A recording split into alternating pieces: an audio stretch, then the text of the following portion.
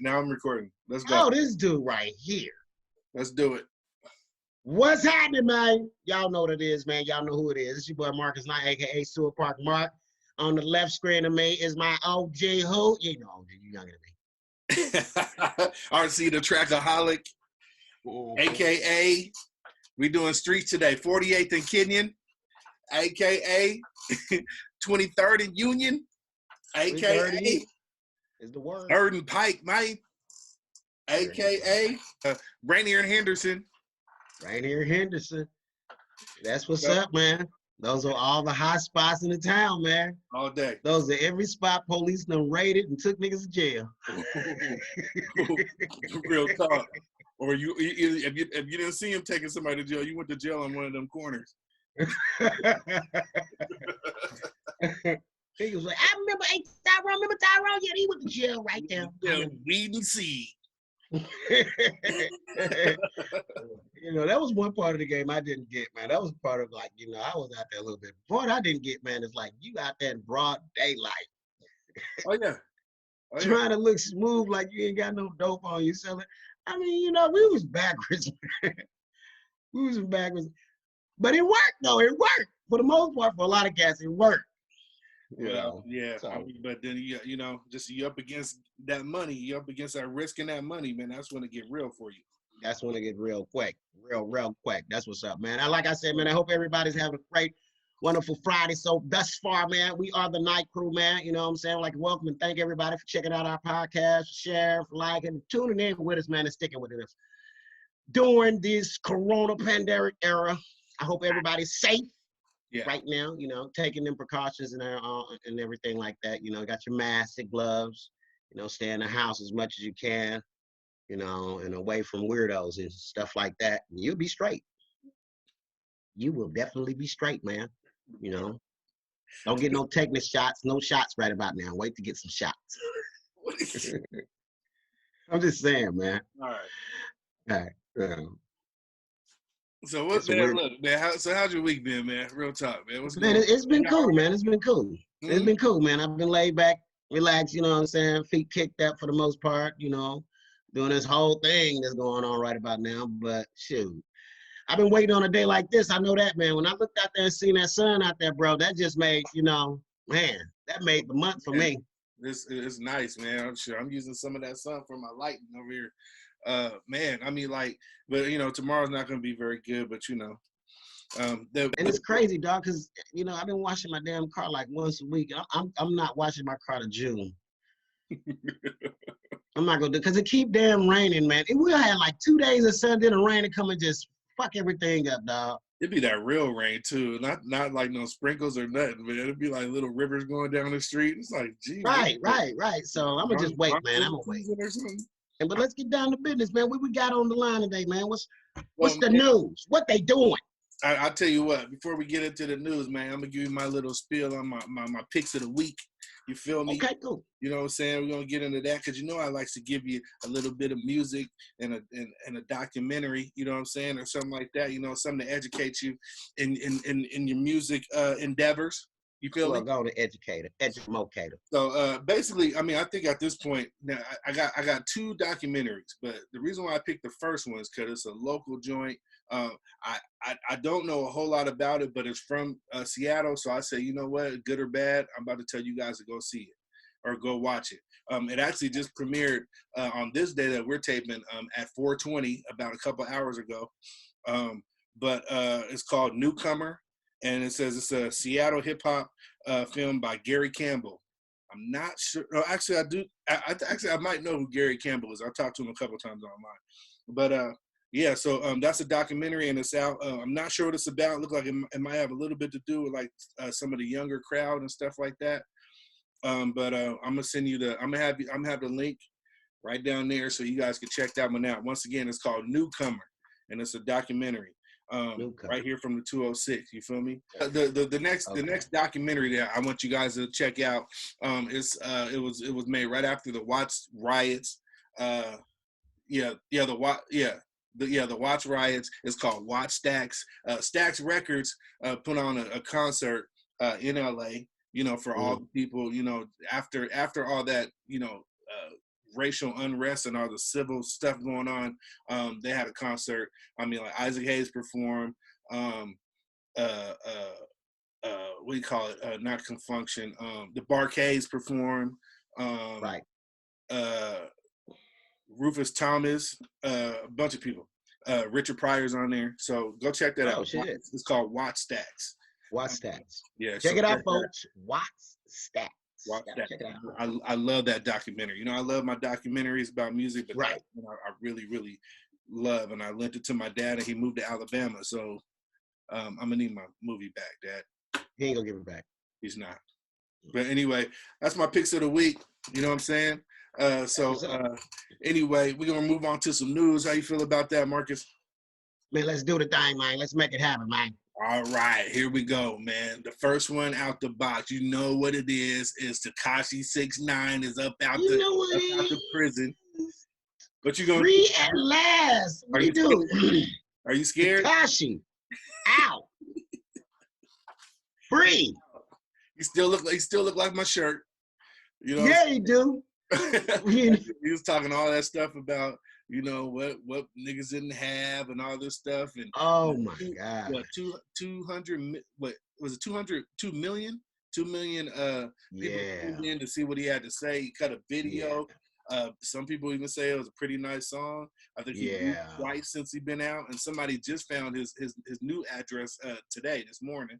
Damn. He gonna have to move again. Gotta move again. Oh man, what you tell me something good. Well, you know what, man, I think you know, as far as dude being free, they let him out, you know. I didn't know the details behind that case, man. Mm-hmm. I don't think you and I, even when it was going on, we didn't touch too much on the details behind it, you know. I just heard snitch. And, you know, I mean, he did. Next thing I know, the niggas in jail, and they say telling on everybody, blah, blah, blah. The memes came. They clowned it, you know. But I didn't know the details. I mean, he's kind of coming across like he's kind of coming across like a Teflon Don, like all this stuff just bounce off him and it don't stick to him, and he just keeps trolling people. I think he got Meek Mill caught up in something. He wasn't even free. He was fresh out. Damn. Yeah, but well, you know, dude is he wild and crazy. He a wild young dude, 24 years old. He wild as fuck, dog. So, you know, their judgment has been, you know, is blinded by ignorance on a lot of things. Being that age, we were 24, we 25, we did young kids. Hey, you know, but look, you said you was 24 at one time. I mean, would you snitch? Straight up.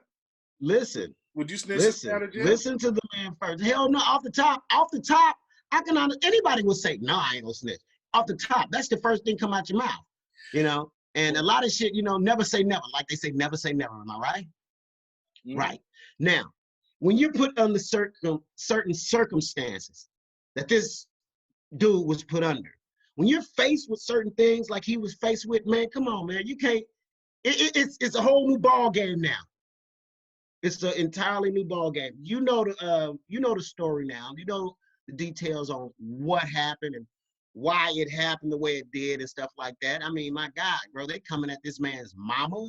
Mm-hmm. They coming at, they kidnapped him, you know, stole money from him. I don't think they stole the money. I think he just gave him the money, you know, because he was doing banging his girl out. Yeah, and banging his girl at the same time, banging his girl, threatening to kill his mom, mm-hmm. holding him hostage. Mm-hmm. Come on, man. And these are cats he's supposed to be been cool with. What's the dude's name? Son Marquise or something like that? I can't remember those guys' names, but I know. I mean, there was dude's name. That's whatever the case may be. There was the blood gang, you know. Right. So, and then that's basically what it boils down to. You know, you live in that lifestyle, you're bound to get caught up in some shit. Ordinarily, we would look at situations like you live in that lifestyle. That's what you asked for. Mm-hmm. You knew the consequences, what you were involved in. You know, but in this particular case, man, you know, I'm looking at, you know, because I got to hear him. I got to hear his side of the story for the first time. And he let it all out there, man. I mean, you know, a lot of things were on the line for dude, man. A lot of things were on the line. You know, a lot of cats would have, I don't know what a lot of cats would have done. Right. You know what I'm saying? I don't know what, I mean, me, shit, I don't know. Nigga, you threatening my family? I mean, we can go war to war. A lot of people, somebody go die, people go die. We can do it like that. Don't nobody want to do that, really. Don't nobody want to go that route. So, to avoid all that, you know what, man, I'm gonna let the law handle this, man. I'm gonna let y'all go and handle this. This is ways. There are certain things in life that are just beyond us, man. That are just too much for us, especially if you ain't got the cash. Obviously, Takashi, dude, he had the money to pay for this lawyer who got him that little time that he got. Sure. Yeah. So, it was real interesting listening to him talk, man, about that, because he, you can hear some sincerity in him. He was getting his clown on. Of course, he got his clown on, he got the money, he got the numbers and all this stuff like that. Then he broke down and told the part of the game I didn't know about, part of his story I didn't know about it. So right. It's not this snitching thing to me has always been some crazy stuff anyway, man. It's always been crazy because, people claim that they the hardest or the realest, or I'm this and that. I'm 100. I'm loyal to the soil. Yeah. So, but when your ass is faced with some serious shit, man, because even some of the biggest men have failed or collapsed. I mean, no, that's true. I mean, like, see, there's two kinds of snitches though. There's the ones who just like, I don't know if you ever heard Pusha T's album. He had a song on there called "Sorry Nigga, I'm Trying to Go Home," but when you spell that out on each first word, it's spelled snitch. Sorry, nigga, I'm trying to go home. Right, He's a fool for that. Yeah, so, but I mean, that statement is like, look, I know that you know that I snitched, but I'm trying to go home. Sorry. But then there's some other kind of snitches though, who go ahead and do it. They come back out in the street and they back with the homies like nothing's going on, but they steady giving up information. You know what I'm saying? And then, and then you got the ones who like that. They got off or they got out of their situation, but they didn't snitch. But people put the jacket on them. Right. You know what I'm saying? And they get some of them get killed. You know what I'm saying? Right. I mean, right. Like that whole situation. I mean, that whole snitching situation is like, you don't know until you get there. But with him, he's out here. He snitched and he's out here. Yeah, man, and he admits it. He said, "I'm out." I mean, now realistically, do you think that he's gonna last long? I mean, I'm talking about literally. You know what? If people look at the only people that'll be pissed, really, truly, is the people that he snitched on. Those are the ones who'll be really pissed. Those are the ones, if they have if they were able to do anything, bring forth any harm to him and stuff like that, those will be the only ones that I see. Just the average person out here, cats from other cities and other states, I don't think it should even be in their concern to even think about trying to harm dude right about now. And especially considering everybody know the fact that you got haters gonna be haters. Mm-hmm. You got your haters out there regardless. But for the most part, man, I don't think that his life is really in danger like that behind that situation. I mean, he can go out and start some more other crazy crap because that's what he's known for doing. Sure. He's one of those clout chasers, what they say. Well, but he's successful. He's successful. I mean, he's successful. They're already loving it, the song he just put out. Right. Now, I mean, he's hot. Yeah. This is once again his 15 minutes of fame. Crazy. And so, tomorrow we'll see what happens. We'll see what news transpire. But for the most part, man, dude is out. He was. I mean, he's ignorant. He's super. I knew he was ignorant, but when this last interview I seen him, what was that IG? He was on Instagram. Mm-hmm. Yeah, when I seen him, I'm like, you are super ignorant. He's super ignorant. I mean, but they love it. They love it. They love it, bro. They love it, man. We're grown men. You know what I'm saying? That's not our cup of tea, but somebody out there digs it. One thing I heard him say in that little IG, the little thing he posted up, he says, when he was talking about his partner bringing his boy up in the game, he said, man, yo, come follow me, man. He says, I'm gonna let y'all know, I wasn't in no gang thing. He said, I wasn't about no gang thing as far as banging. He wasn't that guy. Mm-hmm. He's just one of those guys who was affiliated, but never walked and talked or lived that life. Definitely. Definitely. You know, and that's about 90% of the hardcore artists out here today, especially in the mainstream. You know, 90% of them, dog, they what do they call it? Storytellers. I mean, yeah, he was there. He was there to sell records. You know what I'm He saying? was But there to sell records. Ice Cube made it known, I'm a storyteller. I ain't never banged. I don't bang. I walk the good rhymes. The whole scenery reminded me of good times. I don't know. And that lynch mob, there was some cold cats though. That was a little. Yeah, that was different. That was different. But you know, we're gonna keep it moving, man. You know what I'm saying? Right. You know. Yeah. Success to Takashi, man. Be safe, man. Be safe. You ain't gonna shut your mouth. I know he ain't gonna shut his mouth, but so I just wish him more success. He gonna fucking do rainbow braid having ass. Anyway, moving on. I had to get that out of there. Look, this one right here. Boosie badass. This guy comes through and says that his kids was 11 to like 14, I think, and he done already got them guys. PJ. Yeah. Hey, look, like this in the old days, loved up. He done already got them some head from older women, bro. Dude. I mean, dog. Every like, you know, most every man loves some head. You know what I'm saying? Yeah. On both sides. You know what I'm saying? I mean, bro, that's the ultimate Christmas gift, the ultimate birthday present. Anyway, but is it okay for your 11th birthday? Hell no, man! Come on, man! Come on, man! Hey, man, they might have to have a serious talk with Lil Boosie, man, because I mean, think about it like this. If all that stuff happened with R. Kelly, right? And it's what, 30 years later, and then a movie comes out, and just from what people said, he's in jail. Lil Boosie said that he got his kids basically molested. Yeah. That's serious shit.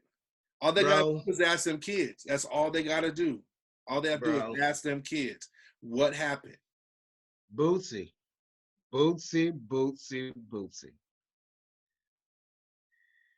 Bro. Hold on, let me just write this one down for you, Bootsy. Are you writing something? I'm writing it all down. Okay. Hold on. Hit it. Okay. I'm almost done. It is, Boosie. Here it is. What are you writing? I'm almost done. Here it is, Boosie. Here it is. I don't know if you can read, Boosie. I hope you can read. Can you read that? Can you read it? Boosie, you got problems. You got problems. That's what you got, Boosie. Hey, this is the same dude that went on. He went on Instagram and we said, what he say? He said, I got $10,000. Show me your pussy.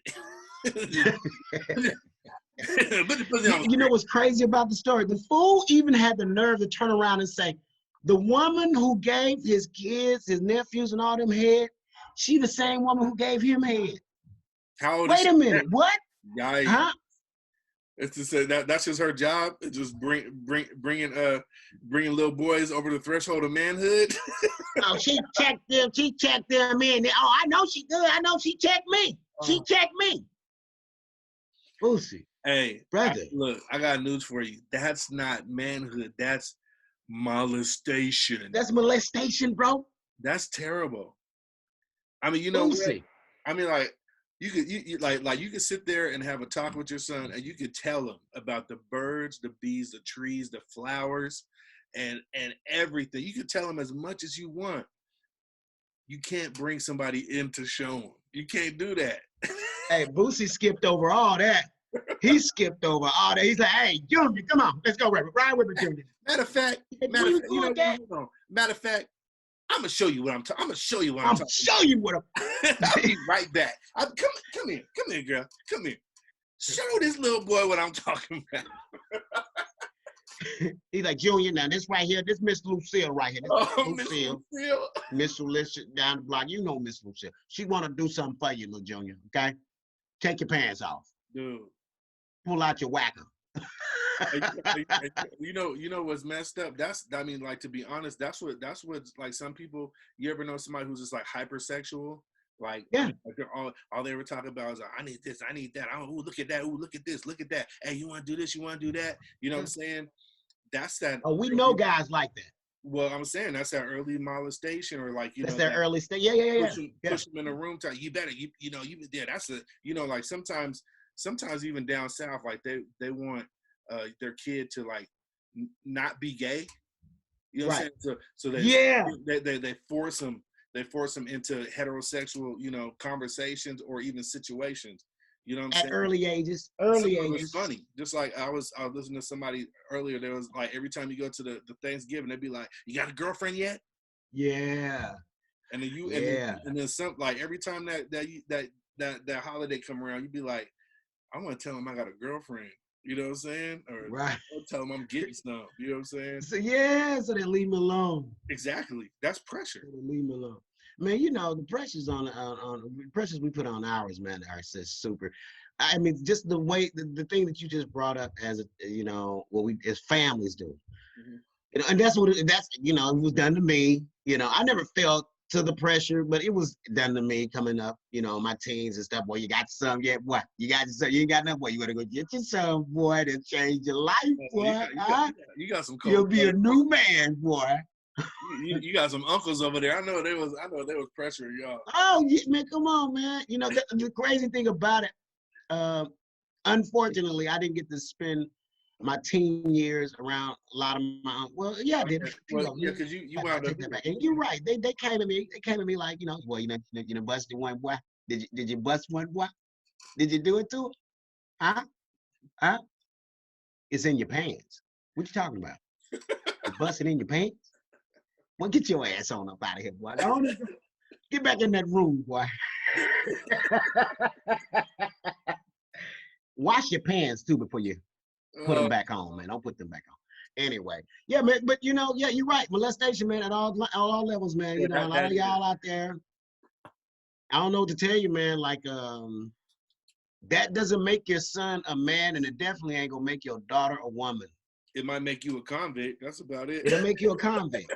And, for the most part, hell, I think it's worth it, man. I mean, not worth doing that, but, as far as people being, getting the law thrown at them, in other words. I can't even think of the goddamn word. But, man, yeah, man, because that's not cool. That's not cool. So if y'all out there, man, trying to push your kids into all this stuff, man, and introducing them to stuff they have no business being. Sure. Kids, 13, 12, they have no business even, going that route yet. Like, I'm gonna say this, we're gonna get off the subject, but we grew up in the 70s, right? It's not just sex, you know what I'm saying? It's beer, you know what I'm saying?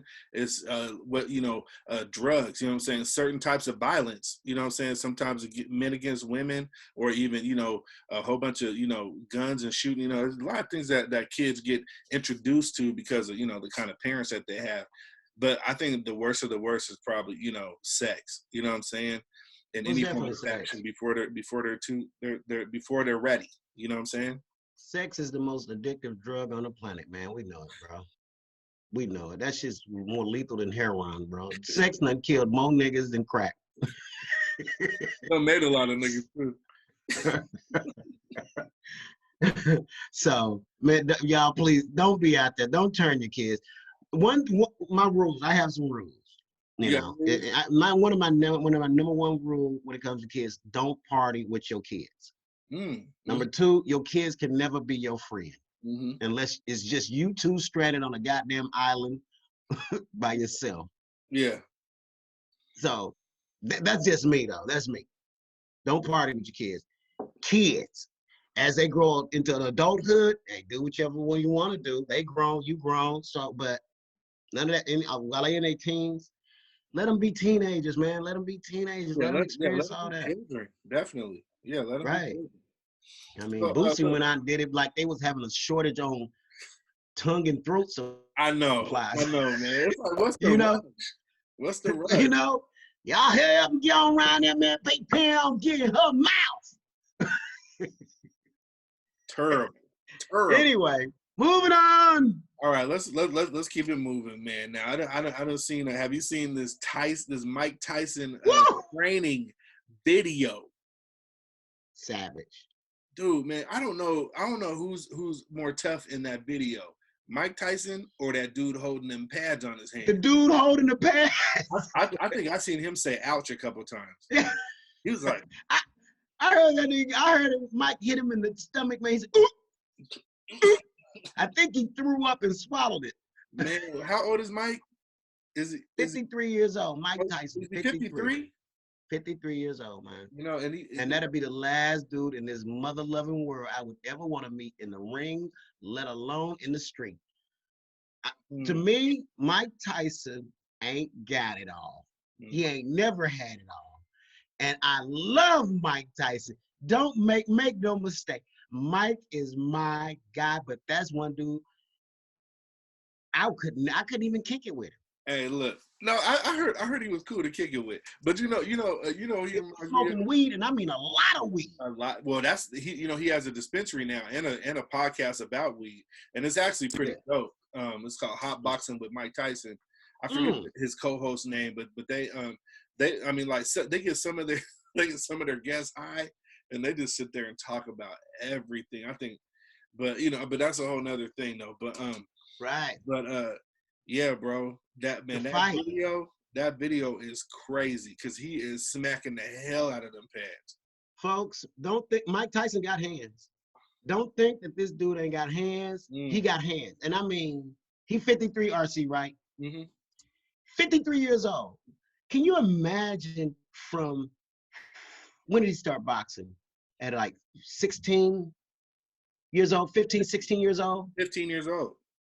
Imagine the amount of time from 15 years all the way up to 53 years, the time he's put in the gym. Not the running the streets, partying, the years he put in the gym. Yeah. And you have to think that was because he was made to. He was taken off the street. You know what I'm saying? And I mean, that's one of those things.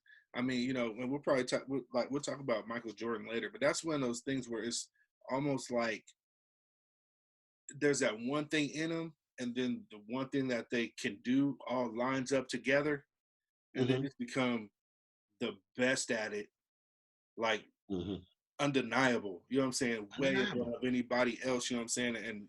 And Coach Cuss seen something in them and just snatched them up and just turned them into the Black Forest Gump. You just like hit that. Okay, Coach. Knock it down. Okay, Coach. It's Forrest Gump to run, and he would never stop. Never. Right.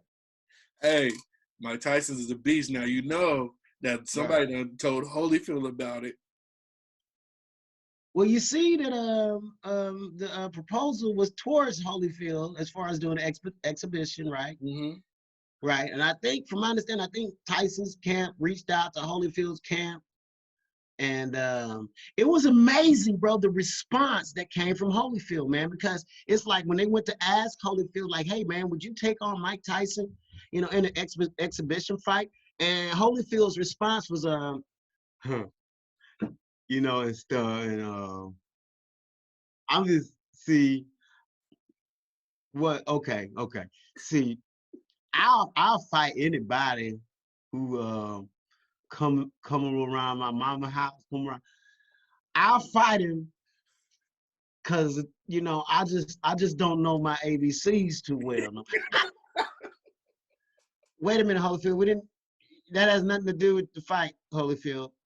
So you're willing to fight Mike Tyson? Well, I got a lot of people I know, and I'll give a rematch to Riddy Bo. You say Riddy Bo? Riddy Bo. I give it, cause he my friend.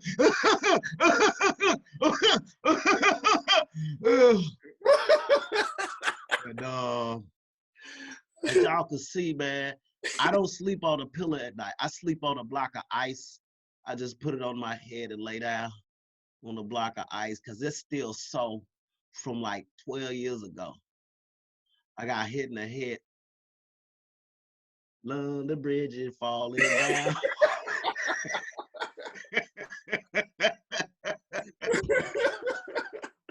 But he said he was gonna do it. He said This dude is punch drunk. I don't give a fuck what he said. This dude, Holyfield is done.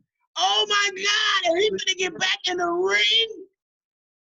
This dude, his name ain't Holyfield no more. His name is Jethro. Jethro Field. Yeah, I think Holyfield quotes his mama more than any other boxer in the history of boxing. He did what? And my mama, you know, like my mama always say, like, bro, dog. I mean, his speech, bro, from all them fucking punches, man, has kicked in. It's crazy. I mean, Mike Tyson's the same way. I mean, like Mike Tyson actually being high on weed actually makes a lot more sense. You know what I'm saying? Yeah, because he slows down. Yeah, I mean, but at the same time, though, I mean, and they're old. You know what I'm saying? But I mean, look at what they've been through. You know what I'm saying? But I think they were gonna. The talk was like a 3-round exhibition. You know what I'm saying? Yeah, 3 rounds. I mean, you know, it'd probably be for charity or something. I mean, it might be something to look at. You know what I'm saying? You know, but of course, you know, that would be, you know, after all the how they've been saying lately, when outside opened back up. When outside opened back up, that might be when they get together. But right, probably taking another 9 months of training. You know what I'm saying? Exactly, for 3 fucking rounds. Yeah, about 6, 9 months. You know, right. But, I mean, well, you know, it sparked some interest. It's interesting. You know what I'm saying? Oh man, listen, if Tyson and Holyfield got in the ring, bro, sell out crowd. Yeah. Big purse too, guaranteed. Big purse for 3 rounds. Sell out crowd. Don't even worry about it. Everybody in the world that's in the sports is gonna tune in to check this out. Yeah, they will. No doubt about it. They will. But the thing that I wanted to bring up, RC man, there is questions. There's a lot of questions and not enough answers. What do you mean? For this Tyson Holyfield fight. Okay. What do you mean? What are you talking about? Well, there's a lot of questions. Questions for both of them. Questions for like Mike Tyson's. Questions like, can Mike compete with today's best fighters? Yeah, that was a question because the thing is, I think Mike Tyson is thinking, he had on the video we've seen, he's like, I'm back. So to me, it gave not just an impression of I'll take on Holyfield, but I'll take on the new cats too. And so that's the one big question that a lot of people want, that is curious of, like, if that's what Mike's goal is right about now, is to jump back in the game. Well, but I mean, he can't fight now though, can he? Like, isn't it illegal? Is it illegal for what? I don't know. Is it against the rules? Beat up senior citizens? Yeah, like I don't know. I don't know, man. Like, hell no. If they fight back, they can get knocked out. Look. Senior citizens. Look at me. I had to hit him. Look, there's too many questions, RC. Too many questions. Too many questions surrounding Mike Tyson. Like, if this fight takes place, will he bite another ear? That's the thing people want to know. People need to know this. We have to be here because the last time they got together, you know. Well, that wasn't the last time. That was the second to last time, right? Right. One of them times when they got. So we just want to know, you know, is Mike going to have the munchies in the ring? You know. Okay, now this is true because, you know, like, because first of all, I don't know if you ever took a close look at Vander Holyfield's ears, but they look like delicious bacon. They do. They look like delicious bacon. And you know, after you smoke a blunt, you only gonna want one of 2 things. You're gonna want some orange and vanilla sherbet ice cream. Vanilla sherbet, okay. Or you're gonna want some chocolate covered bacon. That's the only 2 things. I mean, that's bacon. That's sitting there home like, yeah, you could. I feel like just dipping my bacon in some fucking chocolate. I feel like I'm gonna punch somebody if I don't get no goddamn bacon.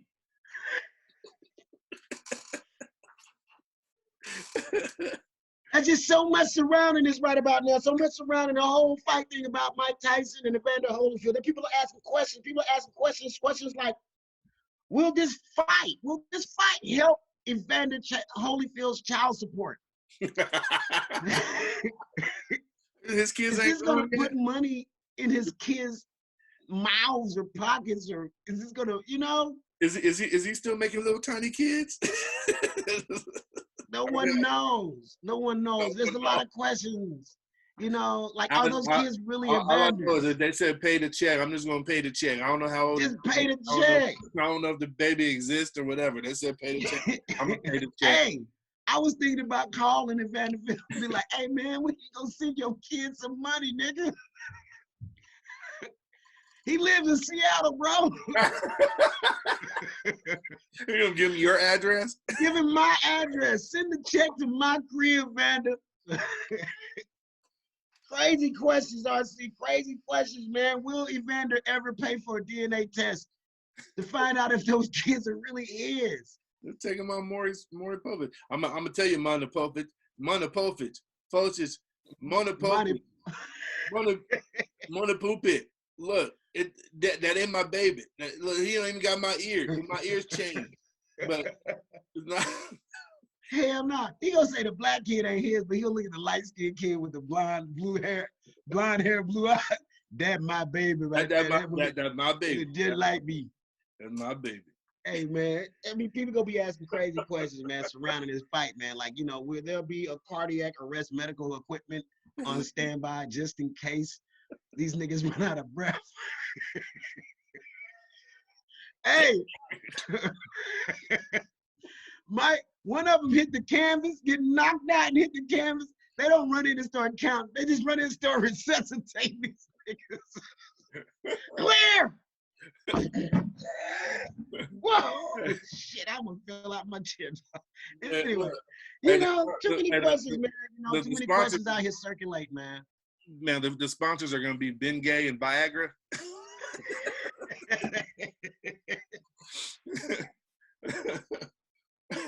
Yes, the whole nine, bro. This fight is gonna be something, man. This is gonna be like, nigga, if they coming in and walkers and wheelchairs, and niggas gonna have blankets on.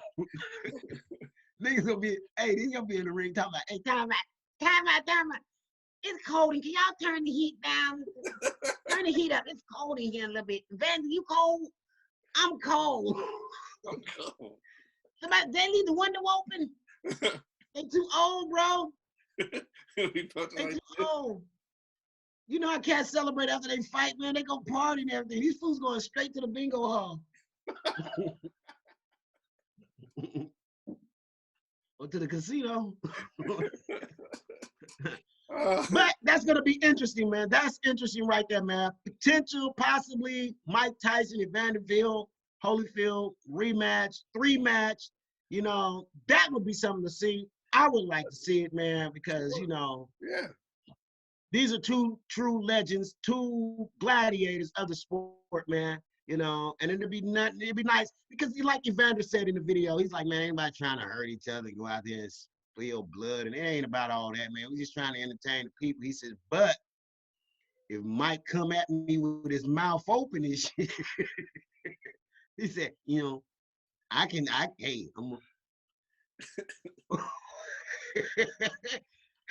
he couldn't even say what he wanted to do because he couldn't think of the words. So he just, you know how I used to do.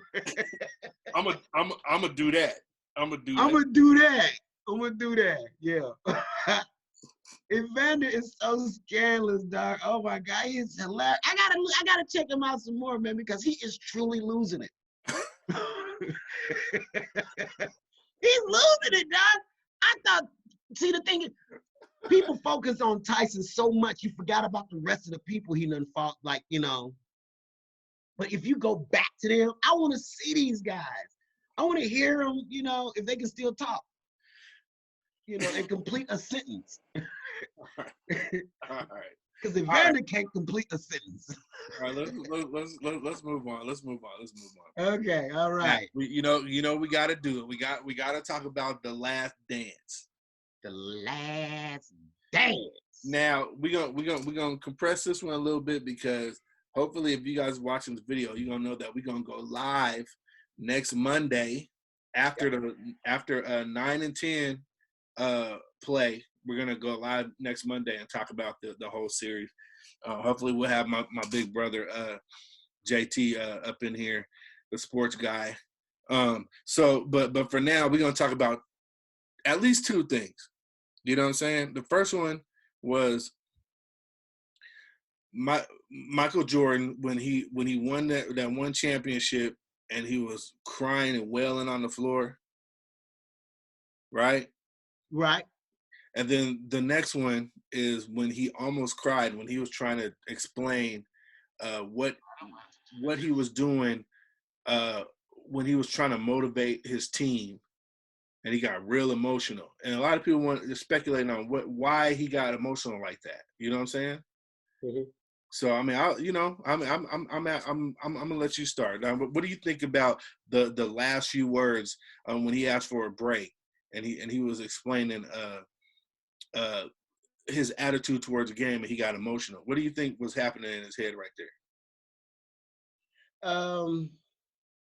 A collective of things. Like what? A lot of us fail to realize that, Michael Jordan is looked upon as the basketball god. He's, beyond the GOAT. And that's just periodically. That's how people view him. There's been a lot of things that we've seen Michael Jordan do over, past 2, 3 decades, 4 decades or whatever, especially when he was young. And I believe a lot of that emotion that he showed as far as towards the game, is emotions towards how he felt. Because that's something, man, I believe the NBA, for the most part, it gave him an out. It gave him an out. It did more for him than we can imagine. For it, like it does a lot of these pro athletes, especially black athletes. I'll just say that. I'll tell you, and it's not sound, racist or whatever the fuck you may want. But for somebody like Michael Jordan to make it to the level that he made it to achieve the achievements that he did, to reach all his goals. I mean, come on, man, 6 rings, and now you're declared the greatest of all time and stuff like that. So it's a rush that I don't know, that I've never experienced. But I can imagine certain things that flash through his head, especially about the upbringing and where you come from. Mm-hmm. Where you come from. Mm-hmm. So for him to go all out and do what he did for the Chicago Bulls, for the city of Chicago and the Chicago Bulls and stuff like that, when you look at these achievements that this dude has accomplished, I'm quite sure he's looked at them several times and it's just like, wow, that was me. I did that. I was given this opportunity to get out here and prove that I'm able to do certain things. Mm-hmm. And I did that and then some. So I'm quite sure it's a collect. I mean, he has emotions probably. People don't know about Jordan because Jordan doesn't talk too much. Well, see, there's not too many interviews you get with Jordan. Mm-hmm. Yeah, that's true. That's true. People we just don't know. You don't know a person until you know a person. Until you hang out, live with that person and stuff like that, you just don't know him. So those emotions that he displayed, man, is like, bro, I get like, I get weird. I feel kind of weird when I speak about when I play sports, football and stuff, Little League, because I still think about that, believe it or not. It was big for me. Even though I never achieved and went as far as Jordan or nobody like that, but to have played the game, and had a love for it, and I mean a real love for it. Jordan had a love for the game, man. He had a love. So the emotions that he displayed, man, is really understandable. It's like you, RC, in a sense, like, man, you top 5 DJs in the nation, in the world. You're saying if I was, okay. Yeah, if you were. There's no telling how you would accept it or how you would be thinking or what you'd be. People will assume they know what you think and they know what you feel, how you feel. But for the most part, I think that was just it was a small sample of his emotion he displayed. Jordan really doesn't show too much any fucking thing, bro. He doesn't show emotion. That's why that particular scene right there was so deep for most people, because the only time he showed emotion, there was about 3 pivotal times. The first one was I think his first championship. Yeah. When his dad was actually next to him, he was crying with the trophy on his face, with that award. What do you call it?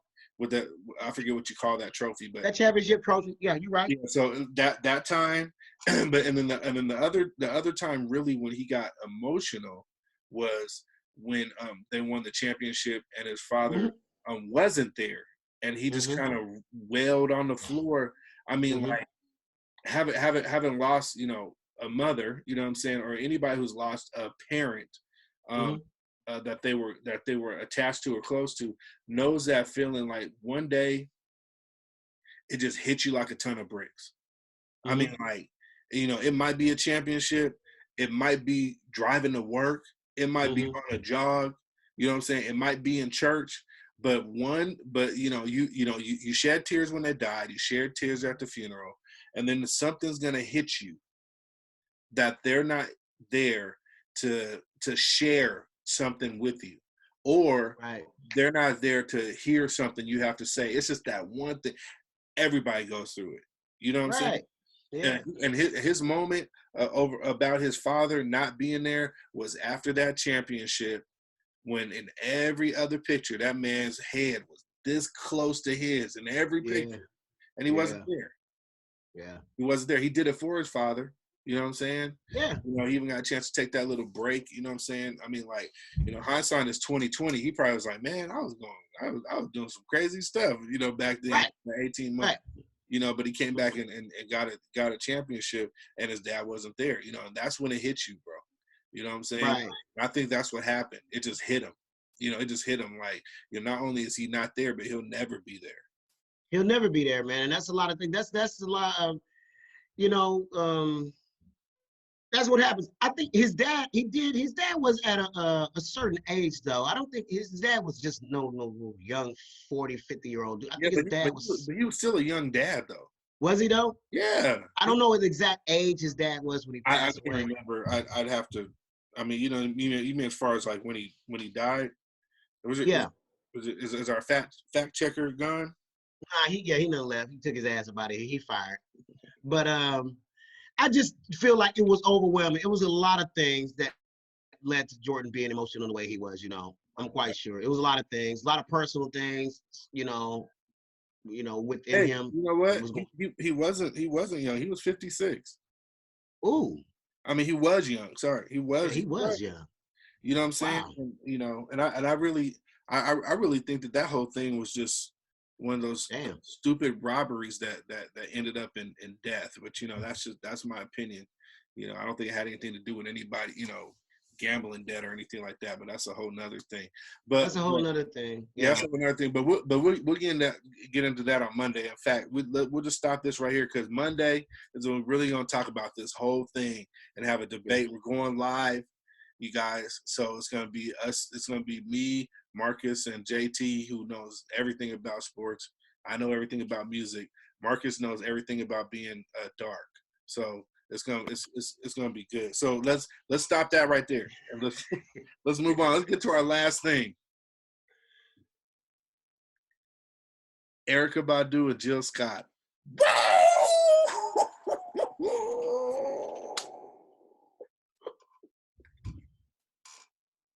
I ain't got a chance to check it out. Bro. First of all, I ain't gonna say what I said I was gonna do when that verses came on, but I didn't get a chance to do it because I actually got a little social distancing DJ gig, so I was doing that while they were battling. Right. And what, you know, and shout out to my sis who hired me, but I had my DJ headphones on one ear and I had my Instagram headphones on the other ear. And I watched and listened to that whole thing while I was DJing. I had to, man. Was it so? In your opinion, is it really a competition, or just was both of them just great? Which one is it? First of all, I'll tell you this: it was cool to see that those two interact with each other. You know what I'm saying? With music and with like stories and their experiences and stuff like that. The only thing that kind of bothered me, but I didn't take it to heart, was, you know, Eryka Badu, you know, they're not that far apart as far as careers go. Okay. You know what I'm saying? But Eryka Badu, Right. you know, at times she seemed a little disconnected, but in reality, that's just her personality now. You know what I'm saying? I think she's been through a lot more than Jill Scott. You know what I'm saying? Not saying that Jill Scott hasn't been through anything. You know what I'm saying? But Eryka Badu has definitely tasted more fame than Jill Scott. You know what I'm saying?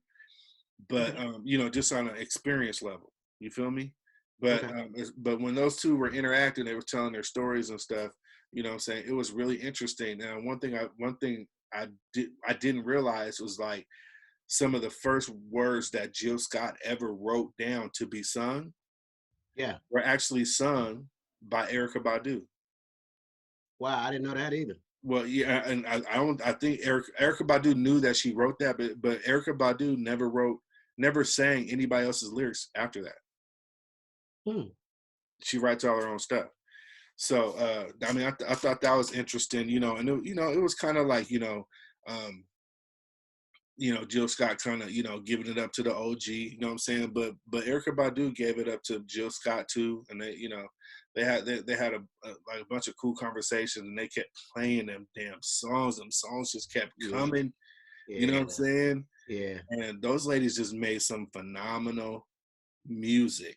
Yeah. Yeah. And it was No doubt. it was great to watch, bro. I mean, I it gotta was great check to it watch. out, man. You can still I check gotta it see out. it, RC. Just go sit down and, pour yourself a glass of wine and, Yeah. just watch it. Because it's, I'm gonna tell you two things about each one of those beautiful women, those beautiful sisters that really got me. You know, I was already a fan of both of them, but really turned me on to a lifetime fan of both of them. You know, whether they're doing music or not, they touch me. You know, Eryka Badu. She made the video in Texas. She was butt naked walking through Texas. She had no clothes on. I got a chance to see the uncut version of it with her no clothes on. Word. Right then and there, I knew that I would be a fan of hers forever. I knew it without a shadow of a doubt. You didn't know I knew that she would just, You didn't know before that? I didn't know. I liked her. Yeah. Oh, You really? after seeing that video, I lusted her. Mm-hmm. And I can honestly say that with a straight face. Eryka Badu, I didn't even know she had that, her trunk was that fat. Right. I didn't know that her, oh my God, Eryka Badu. I love you, Eryka. If you ever see this, I love you. I'm married, but it's okay to love you. My wife told me it's okay to love you. Okay. See, now Jill Scott. that's me and Jill Scott. Now, see, me and Jill Scott have a special relationship. Okay. And my wife does know about it, and so. Oh, okay, cool. It just is what it is. I mean, right, and yeah. You know what I'm saying? Right. Some things are unavoidable. And Jill can't help it either. You know what I'm saying? You know what? She loves me. Right. Especially. Different. Yeah.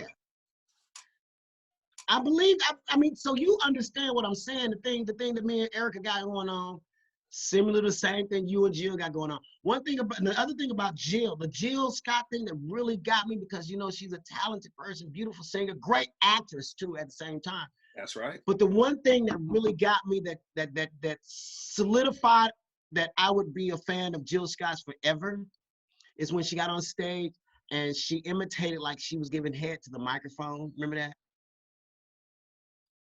Do I remember it? Yes, I do. Yes. Y'all, the camera wasn't froze. I was just stuck. I was about to start pushing buttons. I was like, oh shoot, what happened? I was just stuck because I was thinking about that all over again when Jill was just like, yeah. So she talked. No, she didn't talk about that. She talked about that in an interview, and she was just saying that she was like she was cool that it was presented that way, at like her just going for it on the mic like that and demonstrating. But she said there was another context around it. You know what I'm saying? Like, I mean, I seen her in concert at Key Arena, her and Maxwell, and I don't know if she does this on cue, but there's this song she sings, I can't remember which one it is, and she cries at the end, and I'm like, man, I don't care if she's acting or not. Yeah. I cried. I can't. I got you. You know what, RC? It's okay. It's okay? It's okay, bro. All right.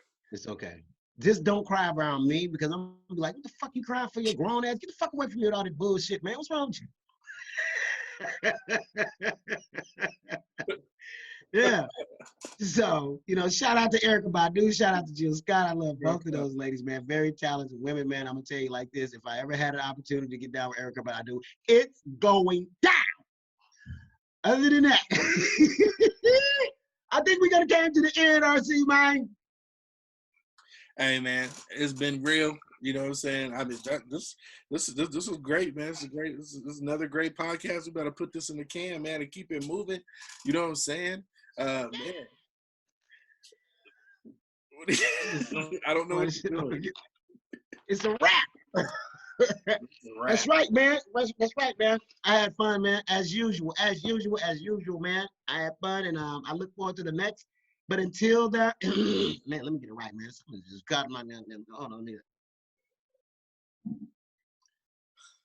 All right. In the meantime, in between time, really didn't want to let her know that. Anyway, man, it's been real, man. Coming from the Night Crew, man. It's your boy Marcus Knight, aka Stewart Park Mark, and y'all know my guy right here. RC the Trackaholic, man. We about to get it up and get up out of here, man. I'm gonna tell you a couple of little things. You know what I'm saying? Live your best life. Watch out for the setup, and pray for the baby. It could be whoever. Pray for the baby with the coronavirus. I don't know. Just listen. I'll second that when RC say. You know what? From here on out, pray for the baby. You know why? Jesus loved the little children, all the little children of the world. It's your boy Marcus Knight. Holla back.